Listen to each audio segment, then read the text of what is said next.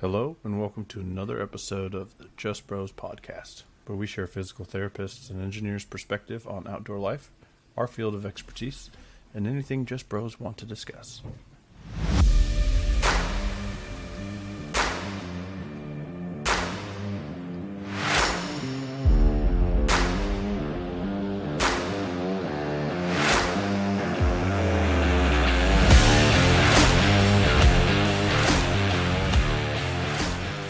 And welcome back to another episode of the Just Bros podcast. Today we're going to cover the differences in hunting applications and the processes for Wyoming and Nebraska, and talk about our favorite camping memories growing up when we were kids.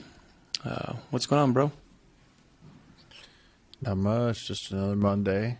A little cold here today, but better weather's around the corner, I hope. What's up with you? It was like one of the worst Mondays ever. We lost an hour this weekend. Felt super tired. But anyways, we're moving on. We're gonna make it a good week. I have that board specialty test in my mind still, so once that's over with, I'll be a little less stressed out. Yeah, that's Thursday, right? Yep. Got to go down to And Fort Collins to take it. What's the specialty that you're testing for? I'll be the only board certified sports specialist in Northeast Wyoming if I pass. Some good indications on some pre-tests that show I'm on track. So hopefully I don't screw it up when I get down there. Well, that's exciting. Yeah, I'm excited about it. I feel good about it. Yeah, good. Well, we're going to talk about hunting and the application process for our two states part of today. I figured I could lead it off with Nebraska because it's about as simple as it gets. Yeah, I think that's a fair assessment. Growing up hunting in Nebraska, it really wasn't that complicated. It was kind of like, do you want to hunt deer? Yep. And then how many? and where? So...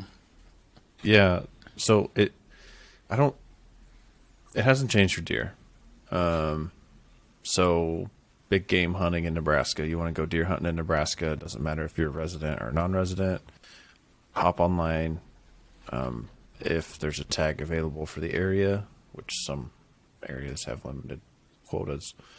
Well, most do, but some don't sell out. But hop on, put your info in, buy a tag. Good to go.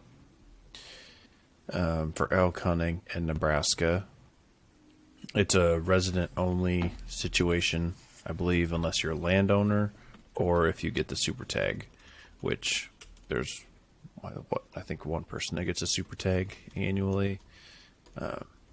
So it's really essentially can't hunt for elk as a non-resident. And elk hunting as a resident is not easy. I've been applying for, I don't know, I think 7 or 8 years. I haven't gotten it yet. You get points. It's not a great point system. It's not like what you'll cover with Wyoming. From my understanding of it, it doesn't give you it's not like a preference point. It's more like, okay, you have 8 points. Now your name goes on the drawing 8 times. Mm-hmm. So that's for elk. It's weird. Some people get it their first year. Some people, I've heard people talking where there's been guys that have been applying since they could apply and still haven't gotten a tag. So it's rough. I'm going to keep applying. And then if I do get lucky and draw a tag, I'll try and track down a place to go shoot an elk. Yeah. The one thing that they did change, though, is in regards to turkey hunting in Nebraska. Oh. Which you may or may not know. I didn't realize how popular turkey hunting in Nebraska was for non-residents. We have great turkey hunting. Yep. Kind of took that for granted growing up. Growing up where we did, you thought there was that many turkeys everywhere. Yeah, it's world class, honestly. So now they have a limited quota for non-residents. I believe it's 10,000 tags that they'll sell for turkeys to non-residents. So if you want to hunt spring turkeys, probably buy a tag as soon as you can. Well, I didn't know that was quite like that. Yeah. I think that's a change. I think that's a change just for, like, this is the first year that it's being implemented. So, yeah. Other than that, it's free reign. You want to go hunt something, you buy a tag. It's a little more expensive for a non-resident, but pales in comparison to other stuff. Say I wanted to come hunt archery. Am I locked into a specific area, or am I able to? What's archery season? So archery season, you an archery tag, and you can hunt from September 1st through December 31st. So it's statewide.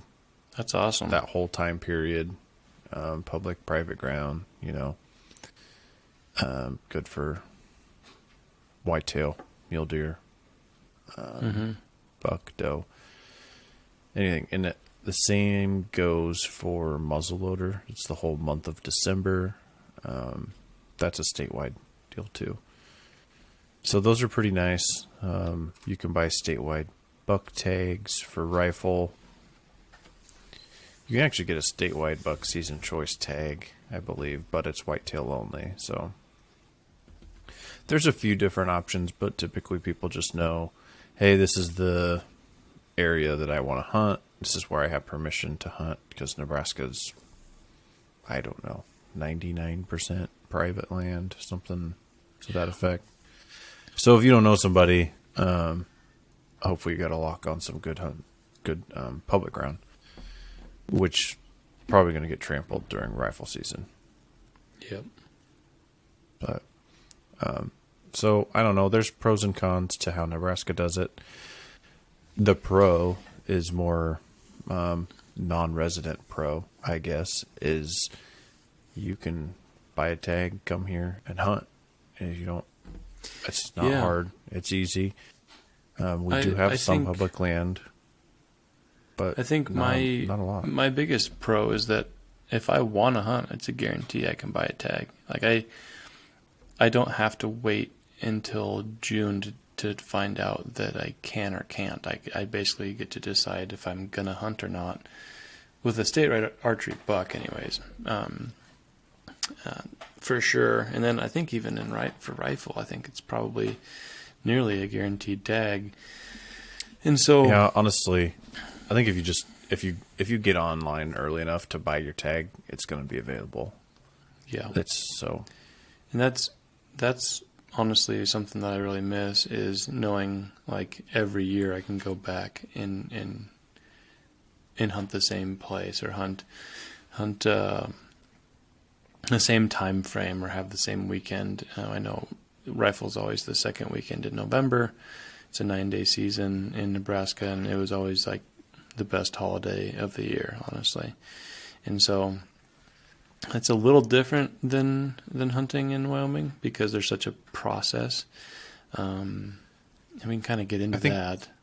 Yeah, I was gonna say, I think it's probably a little long to cover the entire process, but if you could go like a higher level overview of what the process is like for, if I want to go hunting in Wyoming, how do I get a tag? What's the process?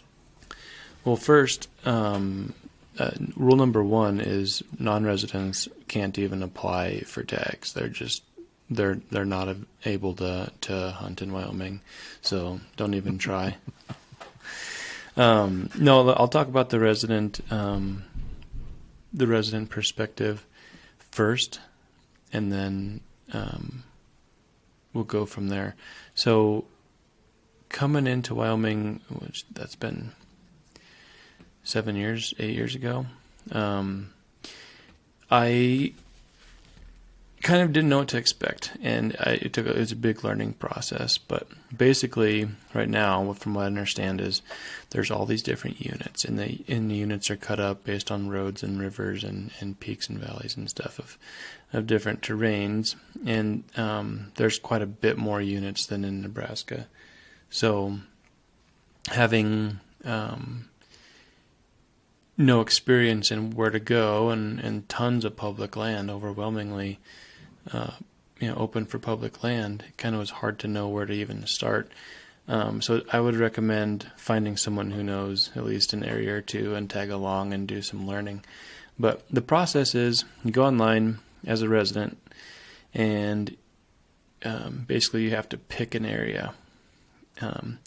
And so there's a lot of pressure in doing some research online with the use of OnX or Google Maps, driving around and scouting, like how much public land is accessible, how much is it landlocked, how much can you get to, do you have private access in that unit, is that unit a draw area or is it a general area? And that's mostly talking about for elk.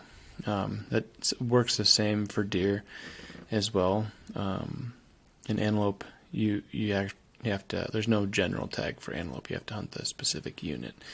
But I think on the whole, Wyoming's process is good because they manage herds pretty closely. But and there's just such a big demand for non-residents to come in, and hunting's such a big thing in Wyoming. So it's important that they manage it this way, I think. But it does create a little bit of stress because I just submitted some of my applications. There's a first choice, second choice, and third choice. And the odds of you drawing your first choice depends on what unit you put in for. So for elk specifically, I'll put in for an area, and it has a 20% chance to draw. If I don't draw it, I go to my second choice. Well, hardly anybody draws their second choice because everyone puts in and their first choice is taken. So really, it's if you get lucky. And then you end up with a general tag as your backup plan. And there's a lot of general units. And for elk, that's all I've ever hunted is a general unit. So now I'm kind of... And you've killed a number of elk, so it's not like... when you get stuck with a general tag that it's just, this is horrible hunting ground that you'd be lucky to kill an animal on. You've done fairly well, at least in my opinion. Yeah, no, I think I'm doing better than the average elk hunter in Wyoming, which is good. Partly because I've had some help getting to understand how to hunt elk, where to go, what to do. But I'm also willing to go a little further than some people. I think that matters.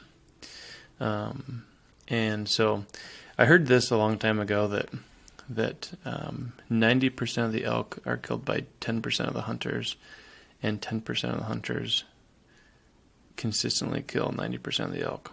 So what that means, and if I didn't say that right or if that was confusing, the same 10% of hunters typically will kill an elk every year, and 90% of hunters will be unsuccessful time in and time and again. So once you have it figured, it is helpful certainly to have them patterned, have good locations, kind of get a good sense of where they'll be and when and why, and it changes with all the seasons. But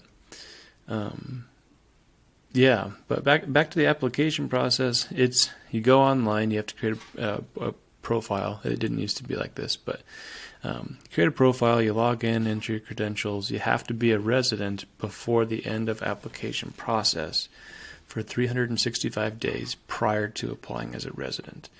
So say you moved in to Wyoming in July, you couldn't be technically in the application process. So you could maybe buy an over-the-counter tag the following fall as a resident, but you miss out on all the draw opportunities for over 365 days because those application processes close in May. So it's a little frustrating when you're first moving here and you're getting excited about elk hunting because living in Nebraska, you don't get to hunt elk, and then all of a sudden you get to, and then you're kind of told, well, you haven't been a resident for this long. And they, I think they track it pretty close. but now it's a non-issue for me. For deer, it's a similar process. There's multiple units. Some of them have high quality bulls in them. Some of them are bucks, and some of them have a lot of pressure, and so you kind of get what you get. But there's definitely a lot of public land. That's what makes Wyoming fun. You can get out and explore. Unfortunately, there's a lot of other people doing it too.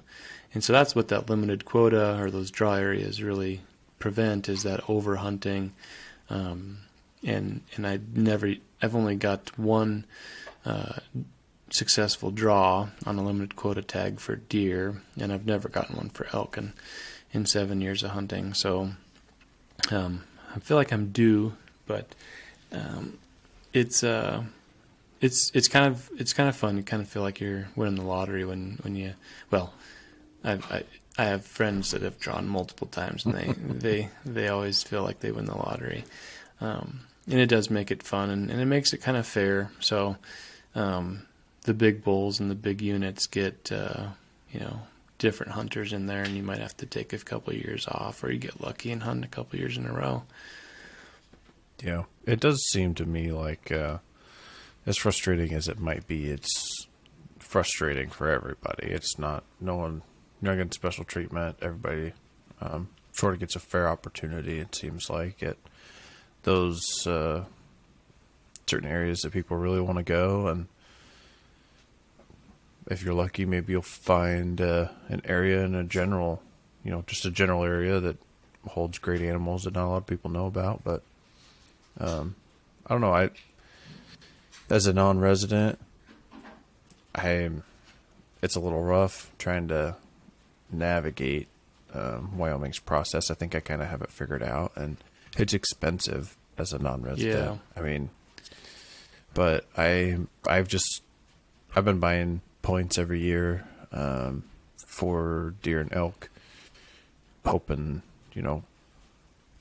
I can't go hunting out there every year for one, so Right. I'm just kind of hoarding my points, and when we can plan ahead of time, I'll hopefully put in for a good unit, hopefully draw a good unit, and then be able to spend, as long as I need out there to harvest a good animal. But so The like nice I said, thing- it just kind of The nice thing pain about a for me, but- non-resident application for a Wyoming process is you buy points, and you have to wait, but say you're getting to you're watching the unit you want to put in for, and it takes 8 points to draw it.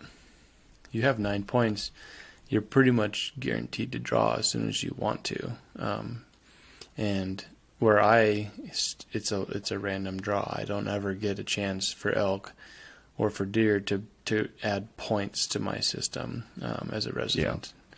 But there are a lot more resident tags given out for those units. Absolutely. But you get a little bit more of the planning. It does cost you more, and the tags cost more, and the points cost more, and it takes sometimes 20 years for a really good elk unit, which is insane. But it's a guarantee once you kind of get there, unless they change the whole system underneath us, or you, I guess, as a non-resident. But we do have that point system for moose, bighorn sheep, and mountain goat. I think there might be one more, but I buy points every year, and one of my buddies has 21 points for bighorn sheep, and so he'll have 22 this year, and last year 22 points is what got people the tag. So he's pretty excited. This year should be the year. That's pretty awesome. That's a long time of waiting. It's a long time of waiting, but man, that'd be a great hunt. Be a lot of fun. Yeah, he said he'd take me, but there's a lot of, I'd be the pack mule, I'd be the camp chef and all that stuff. I'd be helping him to some extent maybe, but it's a big commitment, and he's probably going to try to go for the hunt with his bow first. So, yeah. That's a that would be It'd be pretty amazing. cool. Yeah, that'd be Darn very cool.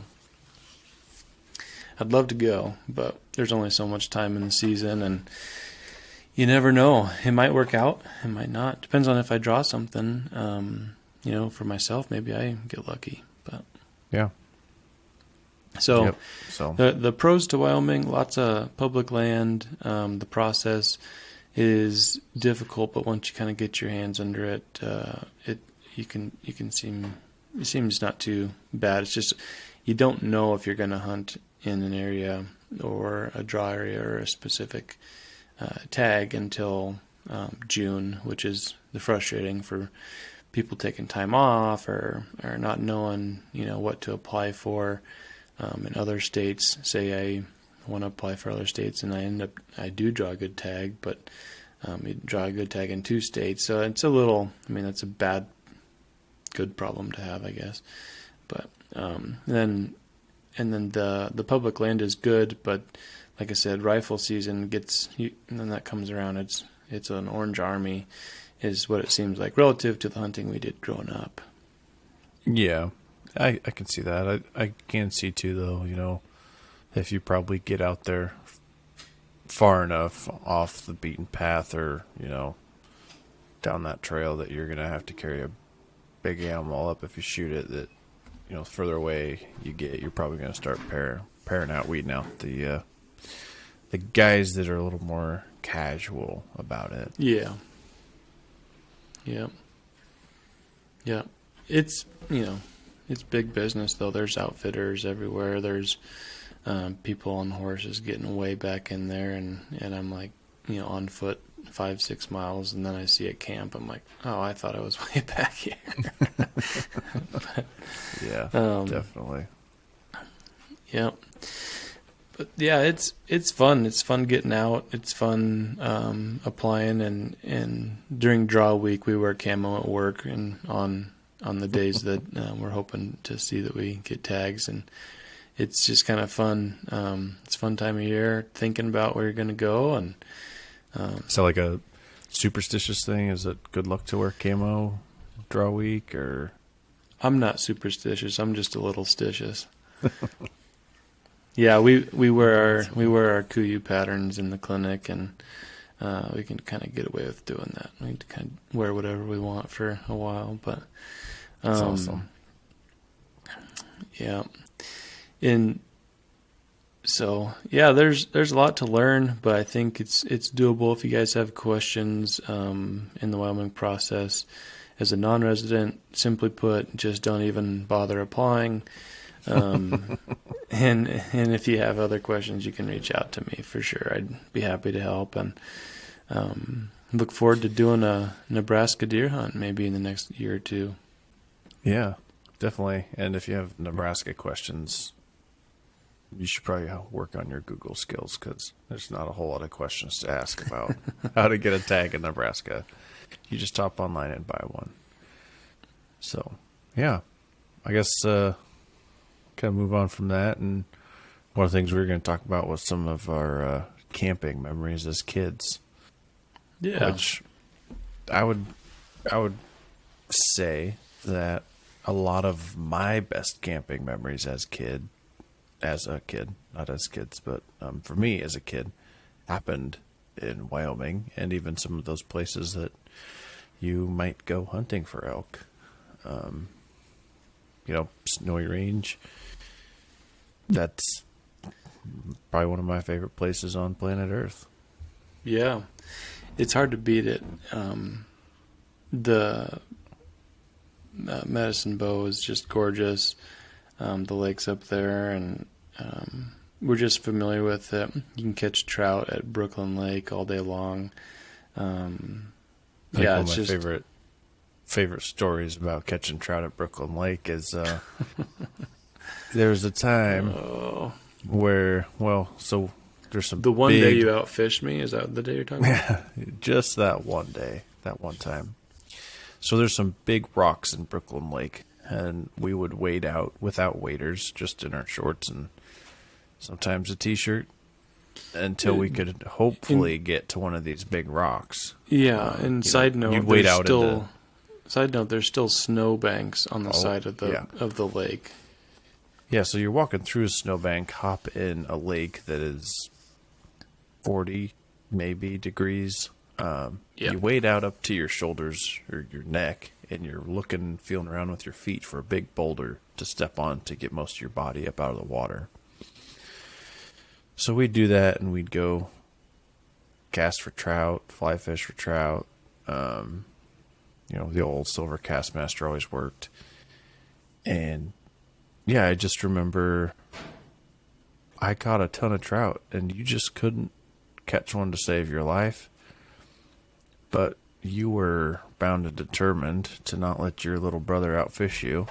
So you stayed in that water until Dad forced you to come out. And you were, beginning stages of hypothermia likely. Uncontrollable shivers. And it's like, nope, all right, we're getting you out and we're going to go warm up. And did you end up catching a fish that evening? No. No, you caught like 7 or 8 or 9 or 10. You were like less than 15 feet away from me catching fish. I was using the same lure. Probably using the same lure. Probably using the the silver same Castmaster. damn lure. And I was trying all the different tempos and speeds and depths and wait times and letting it sink. And I was trying everything. And nothing would take, and you're over there catching fish. There's nothing more infuriating than the guy next to you in the boat catching fish, and you can't. So I've been on that. Yeah, I've been on that side of the coin before, so I know what it feels like. But my legs were going numb. I was starting to shiver. I believe that's when we had the old 250 or 350 Ford, the blue stripe, and I think we had the heater on. I was in there for 45 minutes with the blankets and heater blasting on my legs, and I was shivering for quite a while. But no, those trips to the Snowies you can't beat them. And there's a reason I like to go hunting elk down around there in the fall. And what's fun is I've been able to find some other cool spots. I'd love to take you and show you some cool places that. On the backside of Medicine Bow, we've been going on a hike from Brooklyn. There's a cool couple lakes we can get to. Yeah. And some of them would be easy to do with the kids, too. I think we could probably get it done. That'd be a lot of fun. Yeah, I'm really excited to get out there this year and taking some friends along, too. I told them, this is another good memory of mine out there. Wasn't quite a kid technically, I guess, still, but I was in high school, and Dad and I went out there with Moose and his dad, and it was probably second week of August, and we woke up the next morning to a couple inches of snow. It melted pretty quick, but that's not the memorable part of it. The memorable part of it was Moose getting up to go to the bathroom in the middle of the night. He got up, went outside, went to go pee, and I just heard, well, we all heard this thud, just like a 200-pound sack of potatoes hitting the dirt. And Dad was like, "Moose, are you okay?" And he goes, "Yeah, I'm just sitting out here cooling off." What do you mean you're cooling off? You just got out of your sleeping bag and it's 20 degrees outside. And he got up, go pee, maybe pushed a little too hard, passed out. It's cold. I gotta pee fast. Yep. So, not recommended to do that. And I'm glad he didn't hit his head on a rock or anything. But other than that, it was pretty funny. Yeah. That story always cracks me up. We always had, camping seems pretty easy going and relaxing. We had some pretty rough luck with weather when we camped quite a bit when we were kids. We had I had a birthday party, and my birthday's in October. It's probably right around the 10th or something, and we're at the Boy Scout camp spot at Maloney, and everything's frozen when I wake up. My feet are hurting, they're numb it was miserable. But one thing I remember, and Dad's always had the go big or go home mentality. He had like a 35-foot frying pan. It was probably 36 inches actually of a frying pan that was just massive, and he put like 24 eggs in that with sausage and bacon, and just made a hot meal that everyone wanted. And we ate. Some of us ate it in our sleeping bags, but that thing you can throw like a pound of bacon on, a pound of sausage on, like a couple dozen eggs, and you still got room on there for stuff. It's like an old school Blackstone for campfires, but yeah, that's pretty awesome. It was cool. I think he still has the pan. He's cooked breakfast on it for us, actually. After your wedding, we went camping in Colorado, and he took that along, and he made breakfast for us on that. That was a lot of fun. Yeah. Yeah, Dad and breakfast is kind of his thing. That's another one of my camping. One of my favorite camping memories is I remember camping outside Jackson Hole. And one morning he was making breakfast. I don't know if there's an official name to it. I just call it like breakfast casserole or whatever in a Dutch oven. And it was like sausage, egg, cheese, hash browns, all mixed up together in the Dutch oven, and let it bake with some coals, and then eat that. And it was great. I can remember it to this day, and I actually make that almost every time we go camping. Yeah, it's one of my favorite things to do. Yeah, we were lucky. Good stuff. We were lucky. Mom was like, "Yeah, we can go camping," and Dad's like, "Sweet, let's go." Let's throw everything in. Yeah. No, and I'm excited to get our kids out and make some of those memories out in the mountains. Heck yeah. Should be a good time this year. Yeah, I think it'll be good. We're gonna hit the Bighorns up, hit the Snowies up, and maybe even hit up the backyard. You never know. Nothing wrong with hitting up the backyard. I know we'll be doing some camping around Lincoln. That's basically in our backyard. I tried camping with Kason in our backyard at our new house, and got him out there, got everything set up. He was super excited. He laid down, and then about 2 minutes later, he was like, "I want to go watch a movie." And he was completely over it. He got the zipper unzipped of his bag. He opened up the tent and just walked back to the house. And I was like, I guess I'm not going to force him to do this. So, but then we ended up camping, his first camping trip ever. We took the jumping jack up to the Bighorns, camped at like 9,800 feet, and it was on June 24th or 25th, and we woke up, in the middle of the night. Temps dropped. There was thunder and lightning, and pitter patters turned into sleet, which turned into snow. And I was not prepared for ice or snow or cold. I didn't have a heater. I didn't have a winter sleeping bag, and so he woke up in the middle of the night with the lightning and thunder and crawled into my sleeping bag, and we warmed each other up. And I'll never forget it. It was just that unique of an experience, I guess.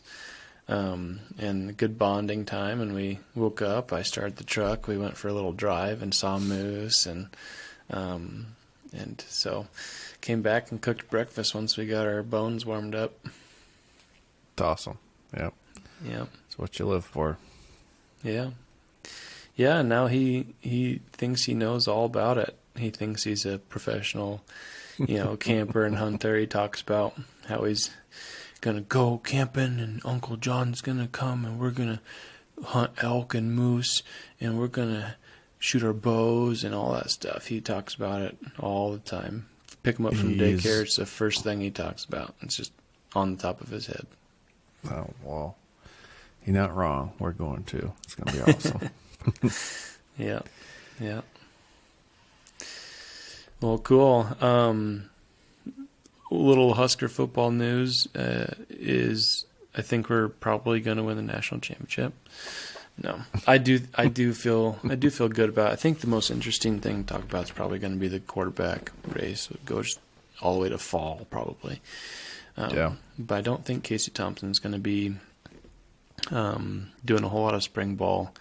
Certainly won't be contact. Probably won't be throwing very much. And so I think Sims and Jeff Sims from Georgia Tech transfer, and then Chubba Purdy are going to be working on it. And I wouldn't rule out Logan Smothers either. I like him. And when there's a new playing field, I think everybody gets a chance to step in, step up, and show themselves. I hope everybody gets a good chance on the first few weeks of spring ball. And I actually like our quarterback room a lot, and I know most of our fan base is probably ruling this one out, but Harburg, he's got the physical tools, and I think he does. I think he's something to get excited about. Did you see their commitment week video of him winning the dunk contest? Oh, I have not seen that. You should probably send it to me. Well, let me see if I can pull it up real quick. It was see if you can pull it up. impressive. I gotta say, when I watched him, I think that was last year's spring game play, I was impressed. I thought to myself, that kid, I mean, this was before Rule, but before we get a 5-star quarterback committed soon, hopefully. But I think this kid can start. He looked like he could move. He could throw the ball. He's got those things that, you can't teach. Mm-hmm. Height. Yeah, he does. He's got arm talent. He's got to get the. How do you share your screen? Should be a share at the bottom there. Okay, can you see it? Yep. All right, check this out. This is the winner. This is the dunk of the. Dang, man. That's a good dunk. I've seen video like that before, I think. He got up there. I mean, let's look at the replay one more time. It's a little bit of an illusion. It looks like his eyes are above the rim, but he's a big dude. He's a big dude. He's up there. He puts it down. Pretty fun to watch, though. And so, anyways, he gets you hype. Looks like they had a lot of fun in their winter conditioning, and I think he's athletic. I think you got to like it. He's got size. He's got arm talent, and with a new coach, open mind, you play the best one. I mean, you don't have favorites. You go out there and you recruit Jeff Sims, you bring him in. He's got to have at least a good foot in the door because they went out and handpicked him. And then you have guys that are already in the program with, a few years of experience under a couple different offensive coordinators. And so, we'll kind of see what happens. But no, I don't think we're winning a national title, but I do think we're going to be this year. A pretty solid team, hopefully in the running for the West. I mean, it's one of the last years. It is the last year where there's the East-West. I hope we can stand up to Minnesota, Wisconsin, and Iowa and say it's ours this year. But I think we should be able to. Yeah. And I think as far as the quarterback situation goes, having all those guys should breed a pretty strong competition for the spot. I mean, doesn't seem like a bad thing to me. I don't think the top 5 we mentioned, with Sims, Harburg, Smothers, Chubba Purdy, and Casey Thompson, those, in my opinion, are all pretty decent options. Everyone's got an extra year of experience. Yeah. Everyone's getting better, getting bigger, getting stronger and faster. So unless people are playing themselves out of the competition, I think it will be a good competition. Yeah. We need depth. We haven't had a good depth where someone goes down and the guy comes in and plays up to par. So I think that's nice. If I could pick, I would say Jeff Sims will probably win out. Casey will be a backup, and one of the guys will probably transfer out. But I don't think it's pretty possible we'll see 3 quarterbacks play this fall, just with injuries and the nature of how things are. I'm trying to make people happy and with the recruiting and stuff. So we'll see. And at the end of the day, we just need one good year, because you know who's coming. Iowa, baby. Yep. Yeah, Yeah. I don't know if we're in the driver's seat necessarily, but it's fun to think that he may come. So We're at least in the car still. yeah. Yep. On that note, what is the most interesting thing you learned this week? Most interesting thing I learned this week. Or just anything interesting, I guess. Yeah. Well, I've spent a lot of time studying for this specialty exam, and I think what's pretty interesting is how the first ACL repair was done in the early 1910s, like 1908 or something like that, where they actually opened up a guy's knee and stitched the ACL together. I mean, why wouldn't you try it? It didn't work really well. It stretched out and failed. But the cool thing is, in the 70s, we kind of figured out a pretty good way of doing ACLs. And that was Frank Noyes out of Cincinnati Sports Med, who I was able to learn from. And so he kind of developed a thing in the 70s, which is still today like gold standard. The method and the rehab process that he developed was pretty much, that's the framework we still have. And between the 70s and now, people have tried multiple different things. And more recently, in the last 10 years, people are like, oh yeah, we should do what they were doing in the 70s. And I just think it's cool how, like, science doesn't have to change. Like, good science can hold, improve itself against time. So having someone develop a good plan and a good protocol and a good procedure, everyone wants to put their name on something new and make things and push it better. And really all we found out since the 70s is how to make it less ideal. And so, I don't know, just kind of something to consider. Not everything new means it's better. Not everything new is progress. There are smart people that have come before you, and to acknowledge the past before you take too much credit for your current circumstance. So, yeah. Well, and to go with that, though, is you can't progress without trying those new things. Yeah. You might end up falling back on that old thing that still works, but if you aren't continuously trying different ways, new things, whatever, just kind of get stagnant. But it is cool to see something stand the test of time. Yeah. What's your fun fact or best thing you've seen all week? Well, this is the best thing I've seen all week. I'm going to throw it up on the screen here. It's called Impact Train Horns. And this place converts impact wrenches into train horns. All you got to do is order one. Get this DeWalt one for $180. Get the tool only. And you've got a train horn in your hands. The description here says the perfect product for your kids' sporting events, waking your family up in the morning around the job site, or just to have fun with. Oh my.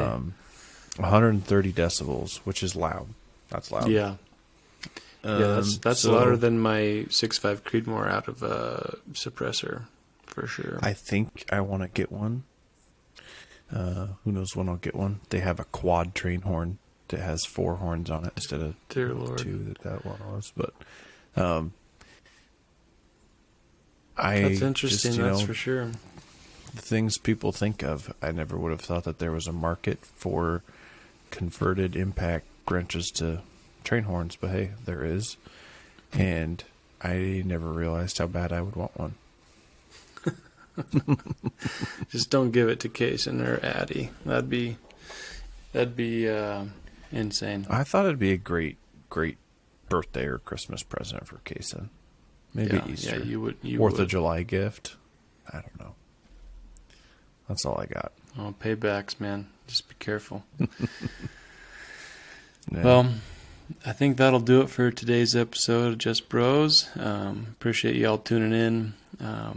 Last week we had a little error with some audio, and it looked like I was 2 seconds ahead of John cutting him off on everything, so we just discarded that, and we'll come back and re-record that at some point. But I want to get this out and appreciate all your support, so tune in next week. Be sure to subscribe and share with a friend if you find any of this interesting. Yeah. Thanks again. And like you said, we'll talk to you next week. Later.